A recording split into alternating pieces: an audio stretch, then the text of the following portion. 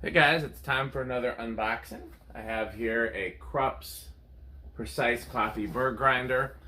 I was trying to find a burr grinder under $100 that was approved by the coffee YouTubers. Again, the one that I keep mentioning is James Hoffman, or just in general had good reviews for grinding espresso for a Moka pot, which is a little coarser than for an espresso machine. And I really did not have. I mean, everybody wants you to spend more than $100 on a burr grinder, but based on the reviews and based on what I could find, this was the best that I found at that price point.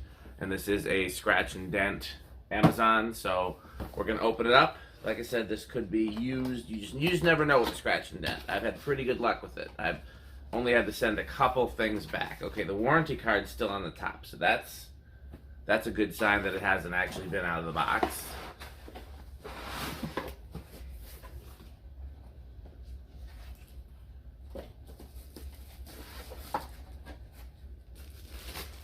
Still in the plastic, all of the plastic. Oh, yeah, there's still plastic on it. I don't think this has ever been used. So this has got a dial that goes from 2 to 12, and then there's a coffee cup on it. I don't know. I'm assuming that is for the grind setting. No, because here it goes from grind to coarse. So what's this dial for? Number 8. Number of cups. I mean, I don't know. I mean, 1, I guess, right? It only goes down to 2. How does that work? So you fill the bean hopper to the level desired. Is there like a mark in here? No, just a max line.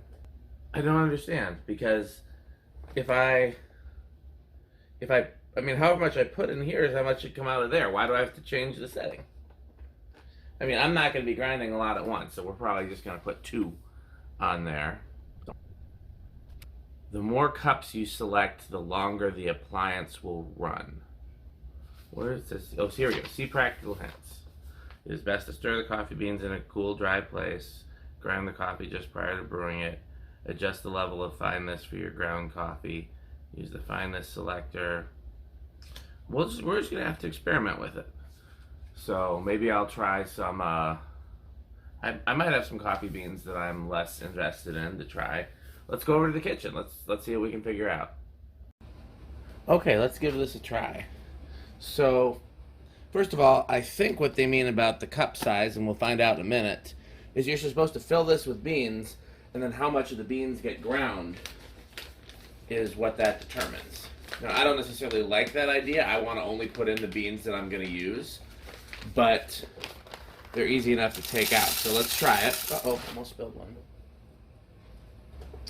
Secondly, I did some Googly, and according to the interwebs, for a Moka pot, you want 2 clicks beyond the fine setting, which is what, that's enough of this, which is what I did here. So, okay, let's, now,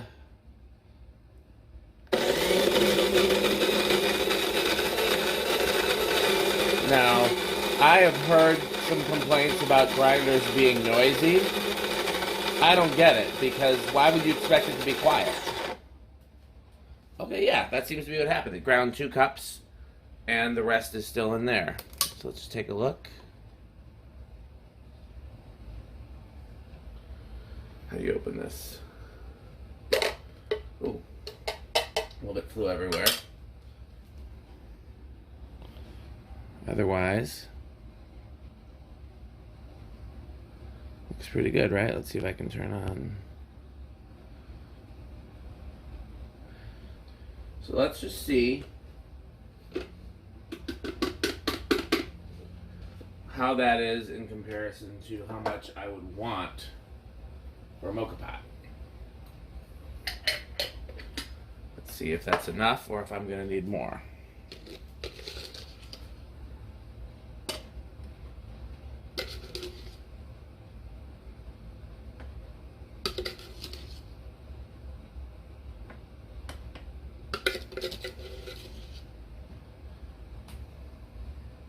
Looks like right around the amount I'm gonna need.